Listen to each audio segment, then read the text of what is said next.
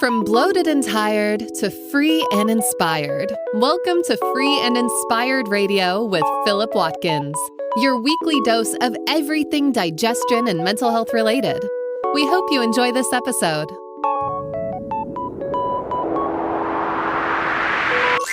Here is your host, Philip Watkins.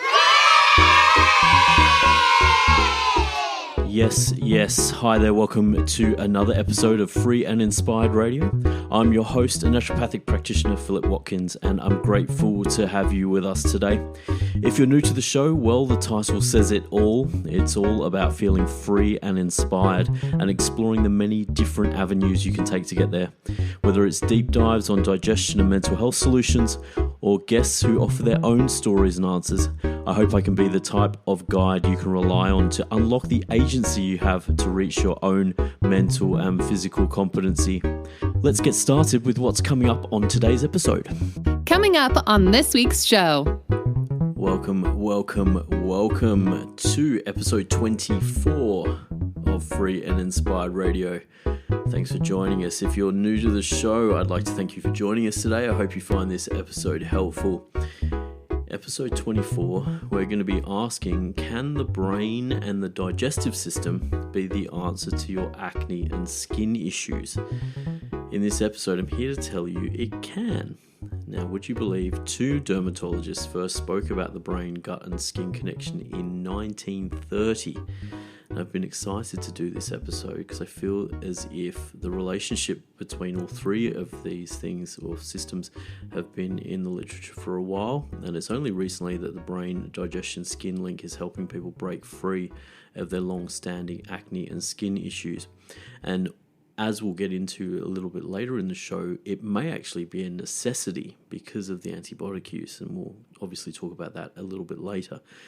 But this is what it's all about here, is feeling free and inspired, right? So whether it's from your digestion or skin issues, studies confirm that acne and other skin issues also cause regular bouts of depression, anxiety, and other stress-based conditions. So already that connection is presenting itself. Some studies suggest that depression is 2 to 3 times more prevalent in people living with acne, and this interaction is clear enough to combine the specialties to create a further specialty called psychodermatology, which is a combination between psychiatry and dermatology.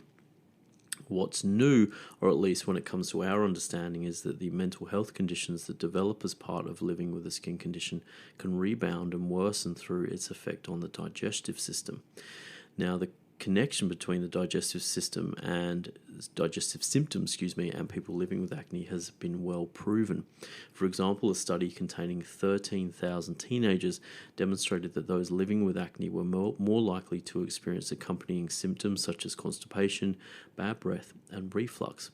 Furthermore, abdominal bloating was 37% more likely to occur in people living with acne and other skin conditions. Now, 13,000 people in the study, this is where we're starting to get some concrete data, which is great. There's also a direct and indirect dietary connection to acne. Studies in adolescent girls suggest that a standard Western diet, classically containing red meat, dairy, and high glycemic foods, may aggravate acne. High glycemic foods also compound this further by inducing insulin resistance, which can also worsen acne. Now, this same diet can be also low in fiber, affecting the microbiome and worsening inflammation-based skin conditions such as acne. Some studies see corrective results with high levels of fiber, but these studies are small and need to be done again for confirmation.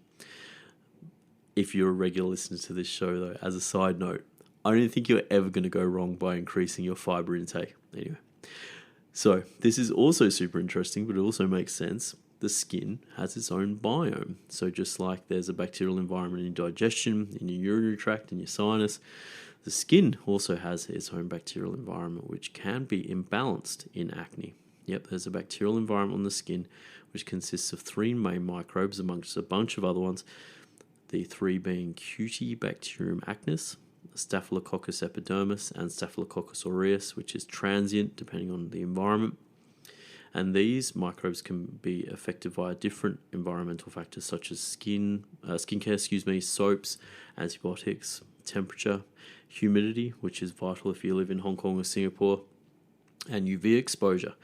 All of these things can influence how the microbes that I've mentioned there colonize your skin. Now, primarily, we're going to talk about Cutibacterium acnes, and that is a beneficial bacteria for your skin and accounts for 90% of the microbes that make up the sebum-rich areas, such as the scalp, face, chest, and back, which are the primary areas that we see acne present itself.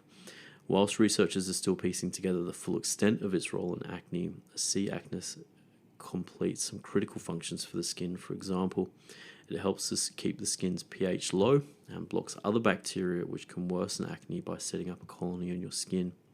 Current research points to an imbalance among these species of bacteria causing inflammatory acne. Interestingly, this imbalance makes acne worse. The way this imbalance makes acne worse also occurs similarly in the digestive system. And we've talked about that a lot in different episodes: leaky gut, and different skin conditions, different pain conditions, brain conditions. This imbalance is commonly referred to as dysbiosis and looks more like a diversity problem than one bacteria appearing higher levels than another, which would be akin to something like germ theory, where you get a germ, the germ causes the problem, and then you clear the germ and the problem disappears. This isn't really that way. This is more of a diversity issue. So certain species of bacteria have a purpose and they fulfill that purpose, and that helps the broader, sum total, if you like. Different types of bacteria in the skin's biome work together to maintain a healthy environment, which is kind of what I just said. As is the case with the digestion, the different bacteria on the skin keep a balance, so much so that when different strains of the C. acnes microbes lose their balance, or acne severity increases. So once again, we can start to see this balance becoming really important. This particular microbe appeared in the faces of people living with mild to moderate acne and severe acne on the back. So they're starting to really link changes in the different types of C. acnes to real life conditions for people living with acne. The importance of this change in bacterial diversity on the skin is now causing researchers to recommend using antibiotic courses and creams in a limited way. So I'll say that again. The importance of this change in bacterial diversity on the skin is now causing researchers to recommend using antibiotic courses and creams in a limited way, as they can cause long-term issues like the dysbiosis I mentioned above, if not also because of the C. acnes becoming more and more antibiotic resistant over time, especially in acne patients. Now, I'll add this in the transcript if I can, but I did see, as I was putting this episode together, there was an estimate that 50% of the specific species of C. acnes, of which there are many, are now considered to be antibiotic resistant because of the large amount of antibiotic use for acne and the prescriptions for acne. So that's a pretty big deal, and it's only going to get worse, unfortunately. Correcting the effects of these prescriptions is always the first place to start for someone like me, especially when helping someone unlock the potential of the digestion and the skin. Even before testing the digestion for small intestinal bacterial overgrowth, which we'll look at a little bit later, patients attending their first visit are typically already using monthly courses of antibiotics. Now, just a little side note here. I don't want you to feel regret or shame for getting to the point where you felt antibiotics were the only way to help. Remember, at all times, it's about you and it's about getting better. I'm going to repeat that. Remember, at all times, it's about you and getting better. And acne and other skin conditions are debilitating at best. If that antibiotic course offers some positive change for you, even momentarily in the context of how long you've been suffering, that's never a bad thing. So as you can listen to on the antibiotic episode of Free and Inspired Radio that I did, these prescriptions need to be completed for a full course to not cause any unnecessary damage. Therefore, when I first meet someone, often I prescribe an accompanying probiotic formula to take alongside the rest of the antibiotic course to ease some of the potential dysbiosis. So if you do feel like you are someone who, you're listening to this and you are taking antibiotics for your acne, and you're like, oh my gosh, what am I doing? Rest assured, there's one particular study found that using a combination of antibiotics and probiotics compared to the placebo and probiotics alone had good results in reducing the lesions on acne. So you can actually amplify the effects of the antibiotics, but also the probiotics might be a nice place to start to somewhat rebuild things post the antibiotic course. Talking about probiotics, they can play a massive part in acne, even back to the pioneers of the digestion, skin, and brain connection in the 1930s and earlier, just not in the way you might think. A case report from a doctor in 1924 demonstrated the value of the strain Lactobacillus acidophilus, you've probably heard of it if you're familiar with probiotics, for improving the complexion and seemingly contributing to mental improvement. Now, in the modern day, researchers have been able to focus on how strains of probiotics change the presentation of the inflammation in acne. An interesting accompaniment to oral probiotic use is the potential of topical probiotic creams for acne. The research here uses strains such as Lactobacillus plantarum, and the research is limited, but suggestive of a potential in re-establishing the balance of the microbes on the skin surface. So once again, you're starting to see a theme here. Anything that we would be doing to help acne is more driven to actually reconstituting the correct diversity of bacteria on the skin surface. Topical probiotics have also got another exciting function when it comes to acne, it introduces the nervous system's influence and a peptide called substance P. We'll touch on substance P later on in the show when we link the brain, digestion, and the skin together in their entirety. But very interesting stuff. Now, there is little research on the strains of oral probiotics or probiotics that work internally that might help acne directly, i.e. I took so-and-so probiotic for 8 weeks and my acne improved this much. Those studies are relatively limited at this point, but there does seem to be another way to improve the bacterial balance within the digestion to unlock acne. And to leave you on a cliffhanger, we're going to get right into that after the break on Free and Inspired Radio. So I'm going to force you to listen to the break. And we'll be back to talk about how to just really use the digestion to actually heal your acne, which is a big call. We'll be back after this break.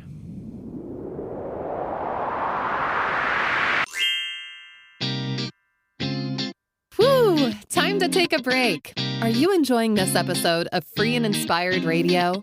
There's no better time to take back your personal health sovereignty. If you want to connect with more free and inspired episodes, simply subscribe to your favorite podcast platform or visit the website at www.philipwatkins.health for more information. Let's get back to the show.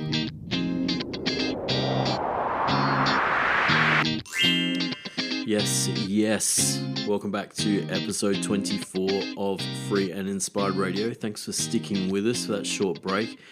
This episode is looking at the connection between the gut, the brain, and skin conditions such as acne. We've broken down a few parts of the link between the digestion and the skin. So we looked at the main bacteria on the skin, C or Cutibacterium acnes. We looked at how that can be imbalanced and how that can make acne worse. Now, in this part of the show, we're going to start off with the one thing that I see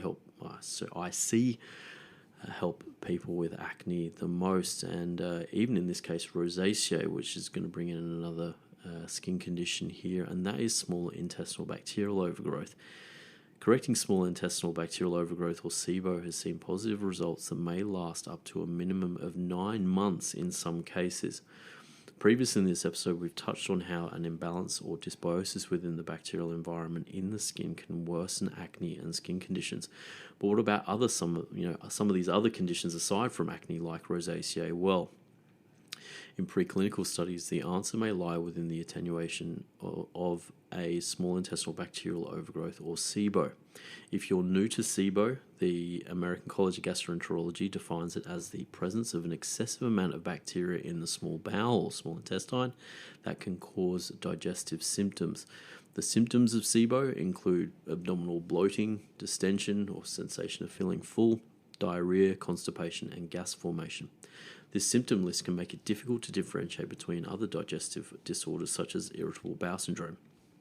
Some studies now have the prevalence of SIBO up to around 70% in IBS cases. So once again, there's a big crossover there. Although those studies actually differentiate a little bit. There's some studies that say that it's 50% of IBS that have SIBO. So some some differing stuff there. But look, remember the study that we discussed earlier in the episode? So after assessing 13,000 school-age women with acne, results showed those living with acne to have a high prevalence of digestive issues and almost 40% increase in abdominal bloating symptoms.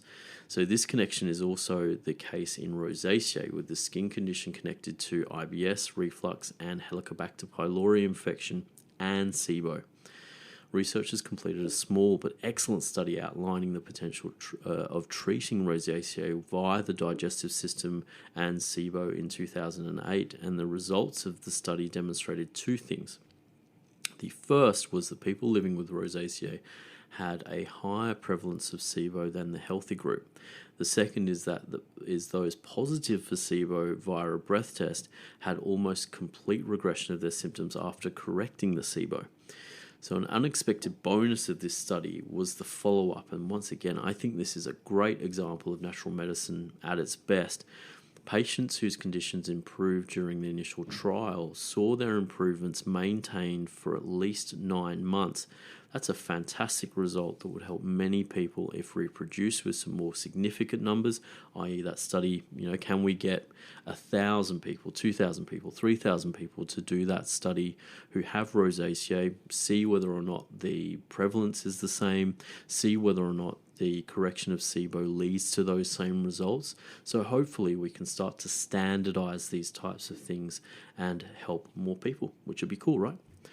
So how does the brain link in with the digestion and the skin? So we've talked about the great connection between the skin and the digestive system, but this is about all three.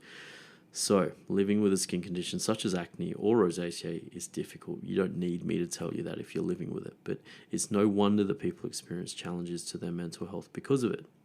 Let's bring together how digestion affects the brain to affect the skin. This connection is particularly significant because clear studies highlight how emotional stress worsens acne. And I say that, but look, there are a couple of studies that are contrary to that as well. So we always need to keep a balanced view when we're looking at science.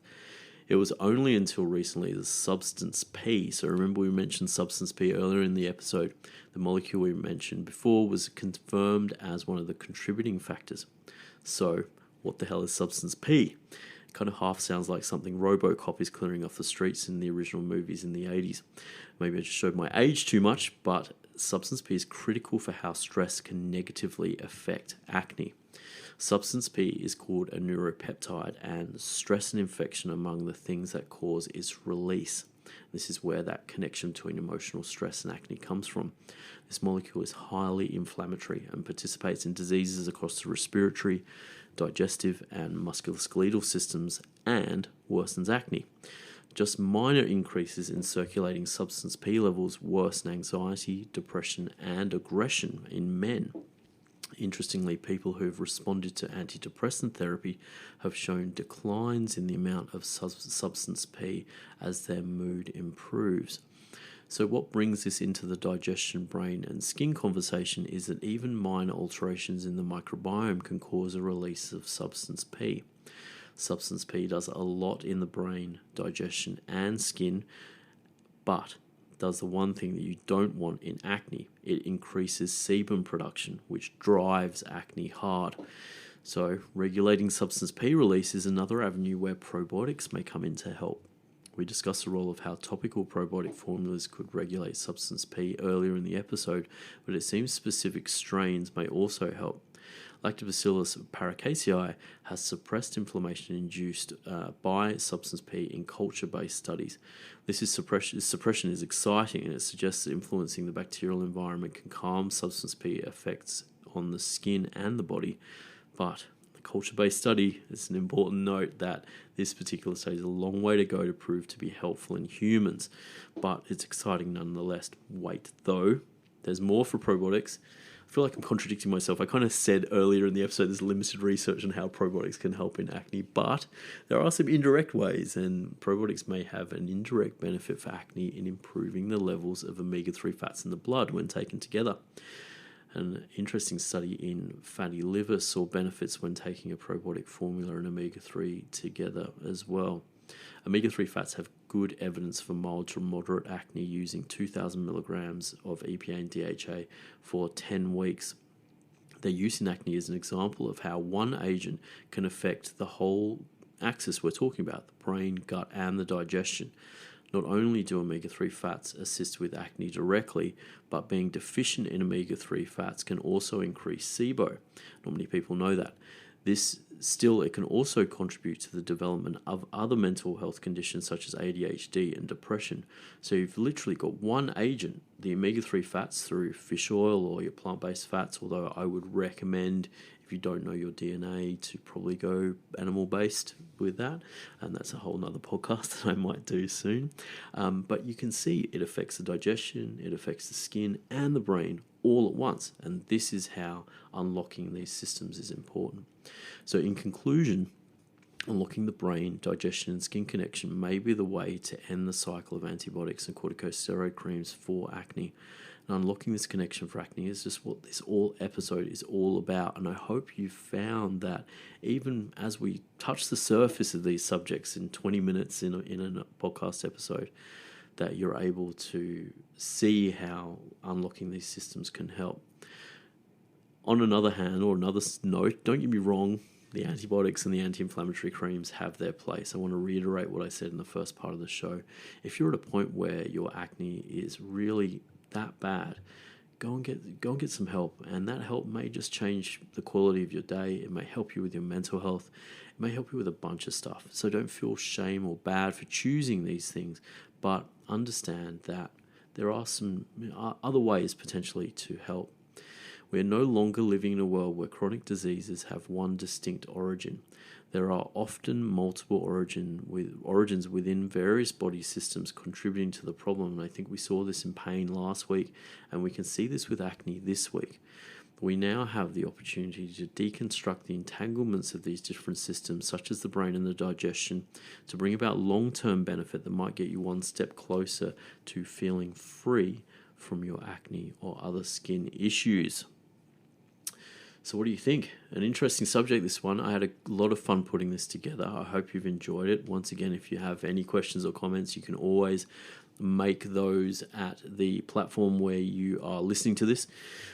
Before we finish today, this episode of Free and Inspired Radio, if you'd love to hear more from me and get the word on new articles, podcast episodes and more, just jump over to the website philipwatkins.health and join our community via the newsletter, social media, Facebook, Instagram, LinkedIn, that's all coming. And if you go to my LinkedIn page at philipwatkins.health or Philip Watkins Naturopathy, you'll hear an interview that I did for Hong Kong radio, RTHK, that was really interesting on IBS.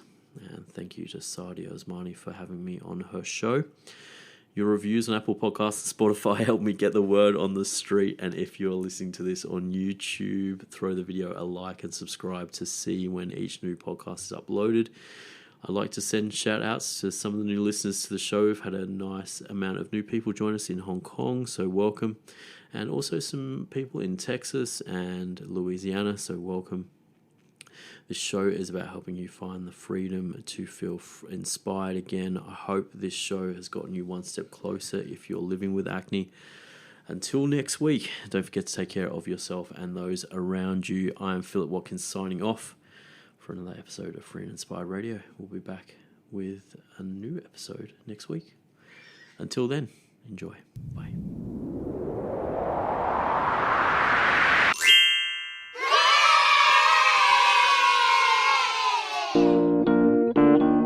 Oh my gosh, you made it to the end.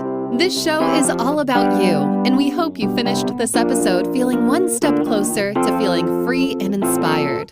We'll be back next week, but if you want to know more about Philip, please catch a digital flight to www.philipwatkins.health for further details about how we might be able to help. In the meantime, have a great morning, afternoon, or evening, and we'll see you for another episode next week.